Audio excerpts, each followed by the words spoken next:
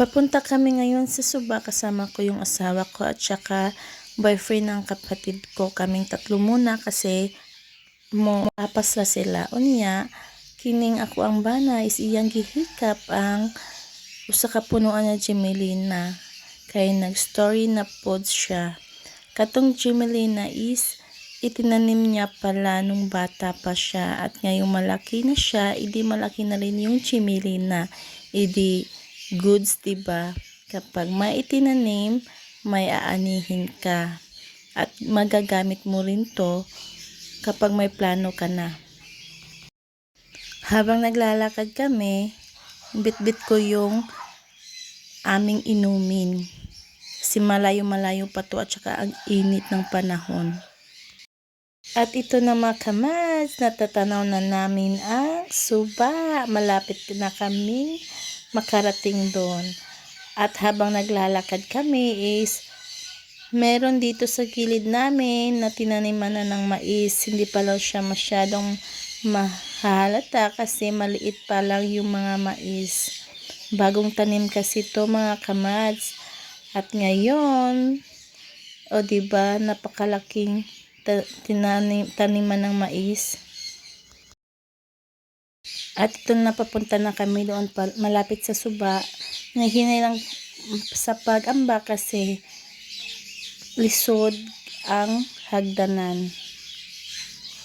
May sinabi ang asawa ko, nakakita daw siya ng itlog ng ahas. Kaya tignan natin kapag makaambak na tayo. At ito na nga, pinuntahan ko yung sinasabi ng asawa ko na nakita niyang itlog sa ahas. 3 palang itlog ng ahas ang nakita niya dito. Buti na lang wala yung ina.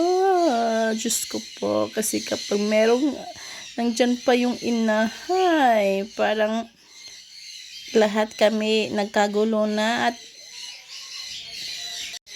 at nagtatakbo-takbo na. Hindi na namin alam siguro kung anong gagawin, di ba? Kapag makakita kayo ng ahas, syempre parang masyashock din kayo na matutulala, di ba? Depende na lang sa aksyon ng katawan nyo yun kapag nasa akto na talaga. Siguro din matagal nang wala yung ahas talaga kasi meron namang mga kabaw dito at baka siya ay natugaw. At ito, nag-prepare na sila para sa kanilang sapyaw. Ito yung ginagawa nila kasi hindi nakadala ng kutsilyo. Buti na lang, merong buti na nabiak dyan sa kilid-kilid. At ito yung ginamit na panghiwa ng net para lagyan ng kanilang paon sa sapyaw. Natapos na nilang hiwain yung net at saka ito na, nilalagyan na nila ng paon yung net, nilalagyan na nila ng isda kasi ito yung pabango ng mga alimango or alimasag dyan sa Suba para lalapit. So sana may makuha, o diba? Ito yun, pagkatapos nila nilagyan ng isda yung net, ito itatali yung net dito. Diyan ilalagay sa sapyaw. Ganyan. Kapag gagawa ka ng sapyaw at saka may paon na isda. At madami-dami na silang nalagyan na paon sa kanilang sapyaw, ay ilalagay na natin ito doon sa tubig para makapag-akit na ng maliit or kasag or lambay. Kahit anong klaseng crab, basta meron dyan. At ito na, inilalagay na ng asawa ko yung sapyaw.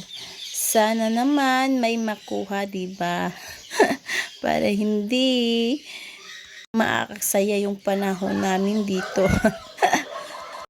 Ito naman yung isusunod niyang ilagay. Marami-rami kasi ito yung dinala nilang sapyaw. Kaya marami-rami din yung ilalagay dito sa suba. Sana naman marami-rami din yung makukuha para mapang-ulam, di ba? At ito na, sa haba-haba ng oras na hinihintay namin, ito na at tinanda na namin itong sapyaw. At ang nakuha ay bukong. First, ito yung sapyaw na kinuha. Ang nakuha ay bukong. At ito naman yung ikapangalawang sapyaw. Tingnan natin ano ang nakuha. Wala, diba? Walang nakuha. At ito yung pangatlo, wala ring nakuha. Ito yung pang-apat. Sana may makuha. Ay, wala ring nakuha. Dito na lang ako sa kabaw kasi buti pa tong kabaw na to may kinakain. Dagan sa mo diya. Ha?